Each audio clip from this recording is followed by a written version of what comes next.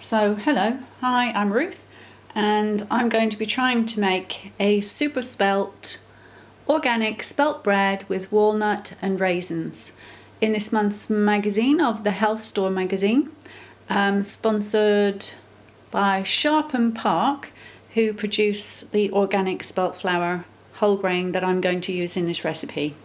My track record with bread is pretty rubbish, and so I contacted Sharp & Park for some advice, and they've asked me to send them some details of how I got on.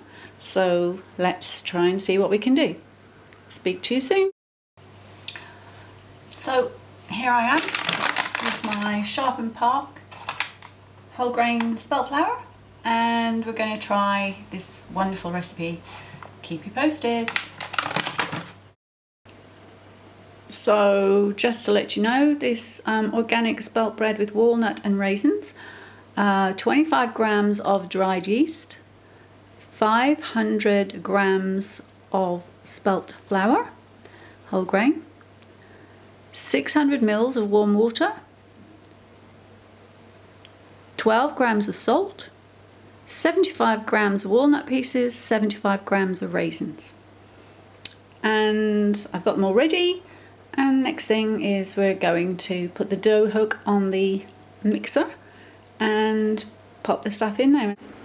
So here we go, putting the flour into the bowl,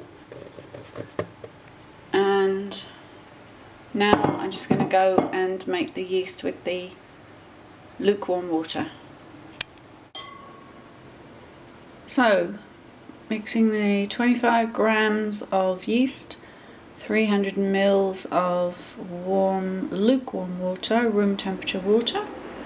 I'm making half the quantity of the recipe that I saw in the magazine. Back in a moment. Okay, so pouring in the mixed yeast into the water, pouring it into the flour,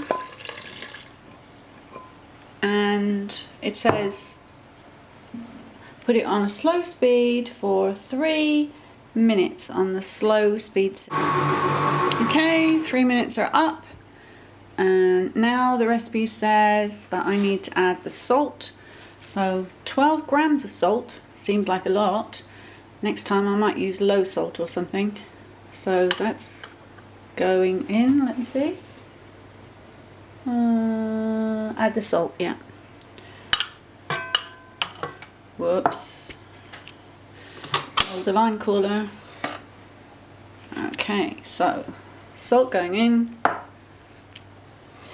And mix now for 10 minutes on a high speed. So it's going pretty fast.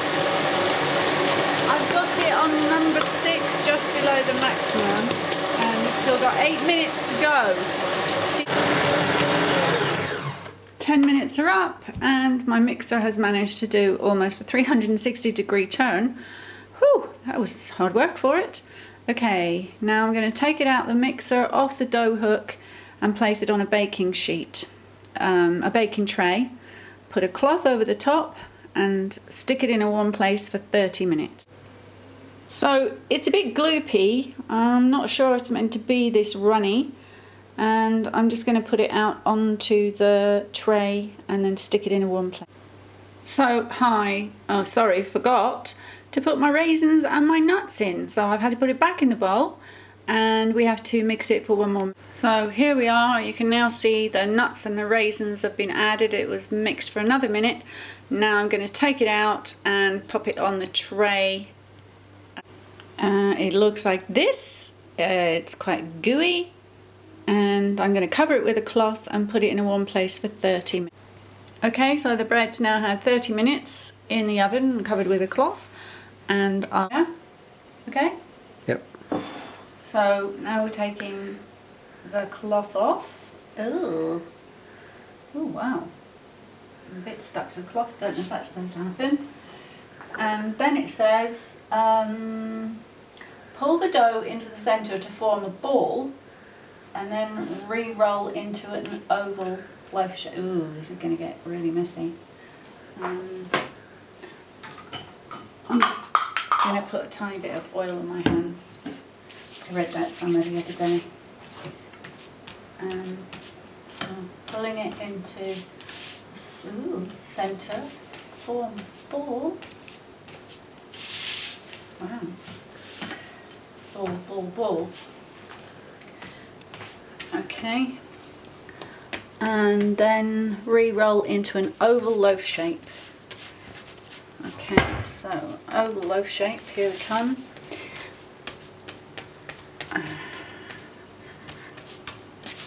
It's kind of ovally, isn't it? Yeah, that's kind of ovally. Oval loaf shape. Leave the loaf to proof for a further 40 minutes until doubled in size. Okay, so it's going back in the warm place for 40 minutes. See you soon. Okay, so it's been back proving for 40 minutes until doubled in size. And let's see the reveal. Ta-da!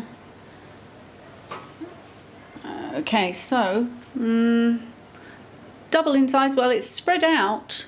It's bigger, but it's quite flat, so who knows. Now it says to make an incision along the length of the loaf with a sharp knife and dust with a little flour, and then in the oven 23 minutes at 240 degrees centigrade, gas mark 9.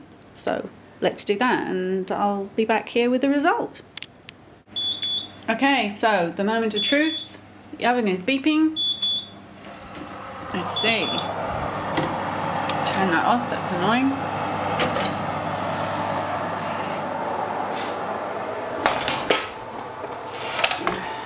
Okay, so we have a loaf.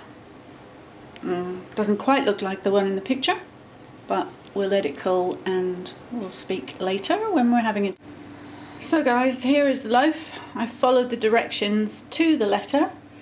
It said, you know, score with a sharp knife, dust with a little flour, did that. Place on a baking sheet, did that.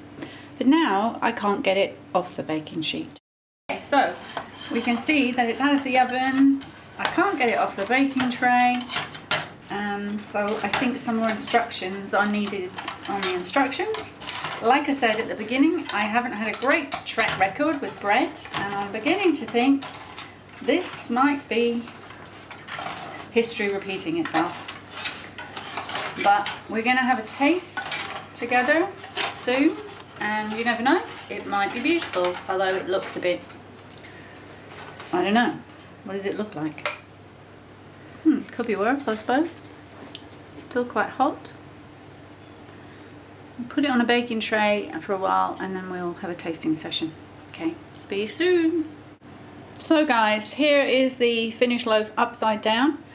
I know from my little knowledge that they should make a knocking sound when they come out of the oven, but something's not quite right here.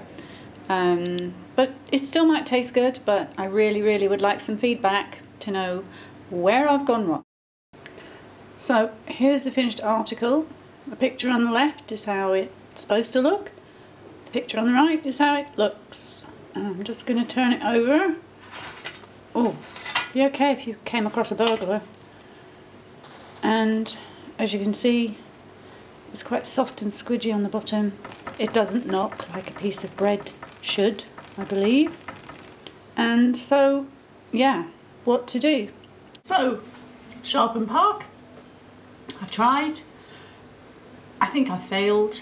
The taste test is yet to be done, but looking at the loaf and experiencing the loaf, I don't think it's going to taste as good as yours is.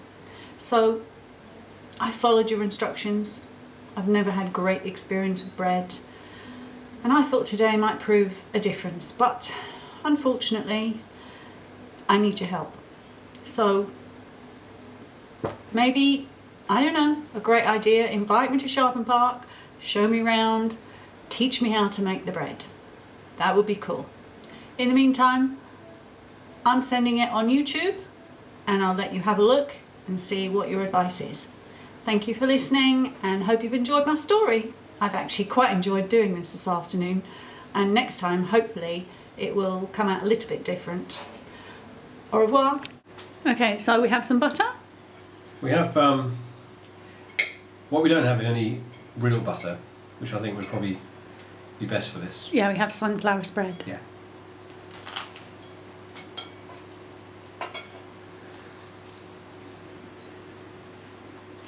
This is really nice. Wow. Mm. So the loaf didn't rise. The loaf doesn't look really like a loaf. It doesn't feel like a loaf when you knock it on the bottom. Mm. But it sounds like it actually tastes okay. Yeah. More raisins would be needed. It's got a really nice aftertaste actually. Yeah? Quite a long taste, quite nutty. Okay, thank you for your in. So here is the final result on the plate. Rather narrow loaf because it didn't rise, despite the fact there was 50 grams of yeast in it. And actually I found it way too salty. There were 12 grams of salt. I halved the whole recipe because I didn't want to waste any more ingredients than I had to. But actually the taste was quite nice. So I just need to learn how to do it properly. Okay, nice talking to you. Goodbye for now.